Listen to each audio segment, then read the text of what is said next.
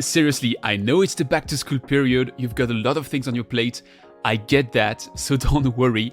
I won't make that special episode too long and you'll get a fast track update on many of the guests and companies that appeared on that microphone. Today, this podcast turns 2 years, 222 episodes released, of which 97 were feature interviews for a total of 105 hours on air. That's a lot of water industry, water sector, water and beyond, whatever we call it, and hopefully a lot of inspiration shots for all of us.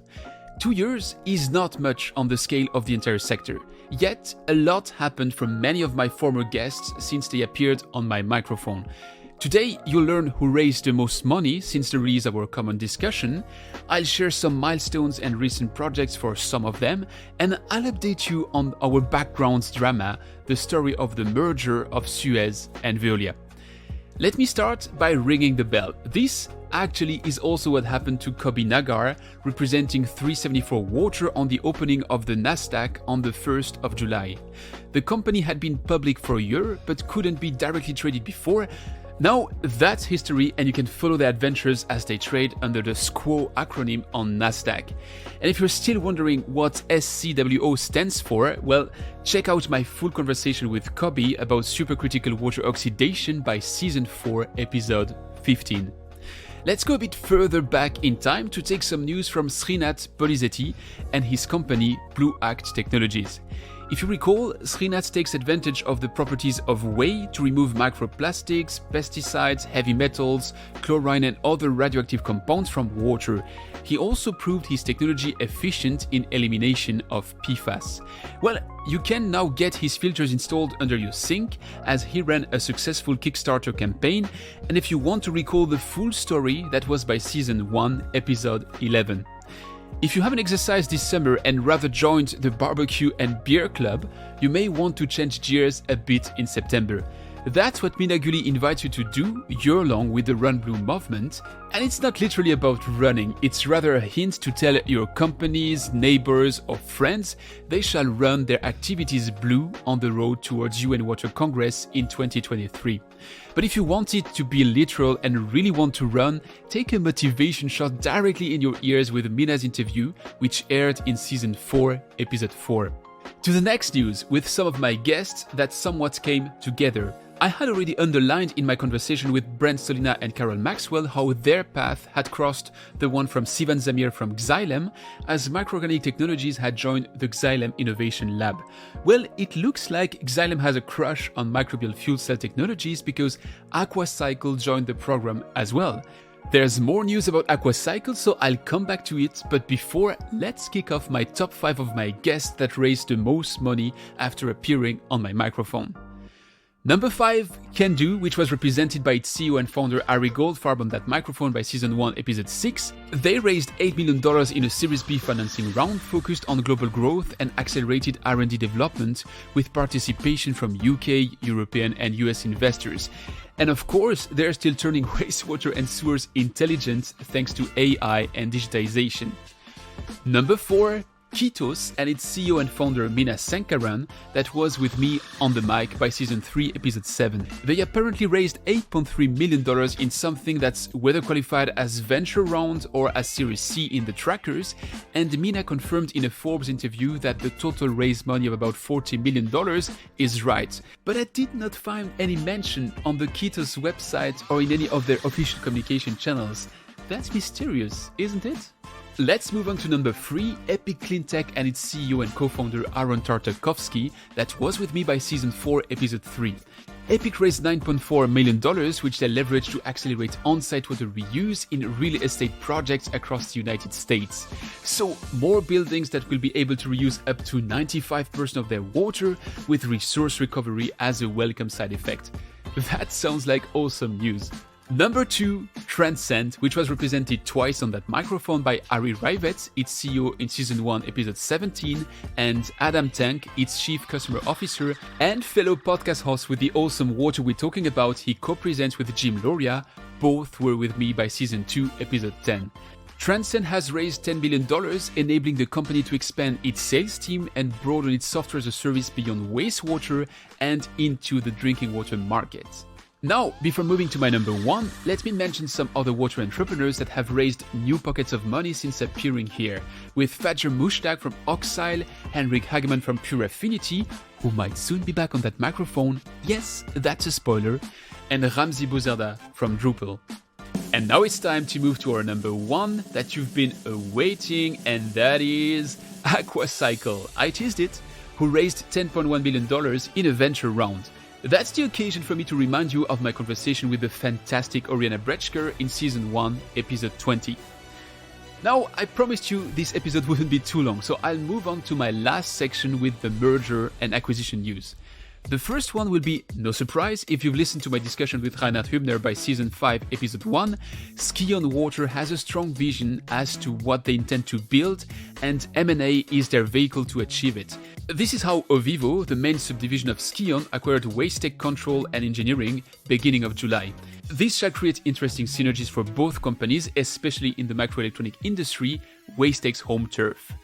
The next one is a little secret Eric Van Ness was holding when I interviewed him to discuss the company he's leading, Chemby, by Season 5, Episode 14. Indeed, just 3 days after that conversation, Chemby announced their acquisition of Veolia's thermal hydrolysis process division. So it sounds like a consolidation move and an extension of Chemby's range to smaller size units and biogas substrate outside of wastewater sludge and food waste. Which naturally leads us to our big chunk with the ongoing SUEZ Veolia drama. Let's begin with a short recap that starts from where we left things by my third and last episode to date on the topic in October 2021.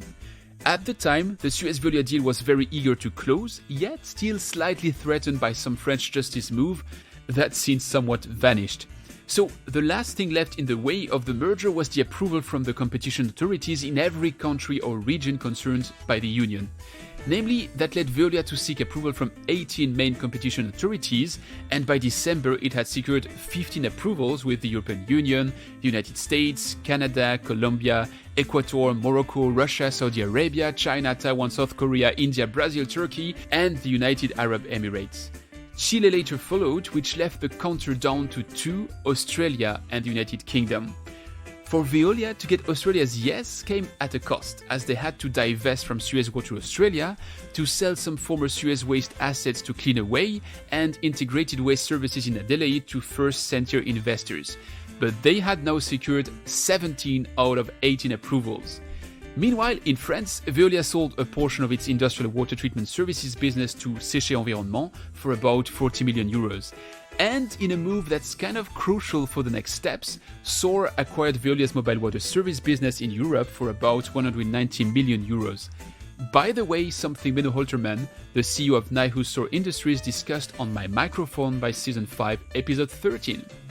In total, by the end of May, Veolia had sold for about 920 million euros of assets with, for instance, via Ingenieurama in Sweden, the aquaculture division of Krüger-Kalnes in Norway, or RWO in Germany. Yet, the approval of the UK was still pending. The decision was expected for the 17th of July, then got postponed to the 11th of September, before finally being released earlier by the 25th of August. And it was still not a green light. The UK requested Veolia to sell 3 divisions: Suez's UK waste business, Veolia's European mobile water services fleet, and Suez's UK industrial water operation business. As already mentioned, the mobile water services were already sold to SOAR, and Veolia has a deal with Macquarie to take over the former Suez UK waste business.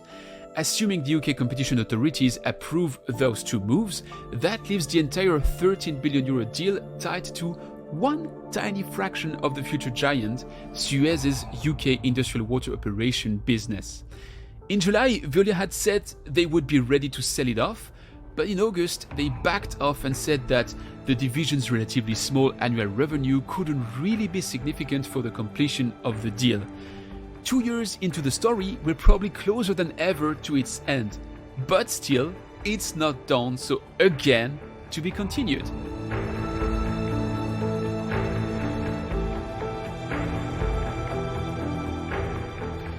This leads to my conclusion for today, which namely is a big thank you.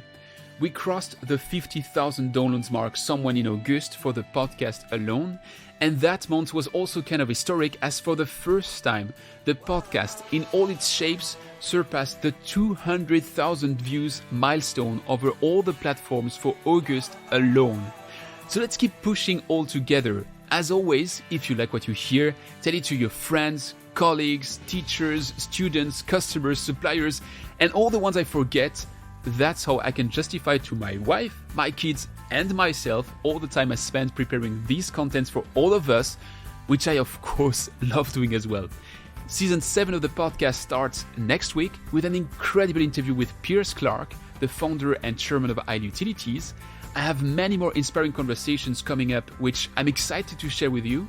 And I'll also be at the upcoming International Water Association's World Congress in Copenhagen next week. And then I'm heading to New York to join Science Water's Rethinking Water conference, where I'm looking forward meeting you. And even though I'm sometimes slow in answering, and I apologize for that, please keep sending me your feedback, suggestions, and recommendations. Yes, I'm slow, but I'm always reading and answering. Again, thank you, and I'll see you next time.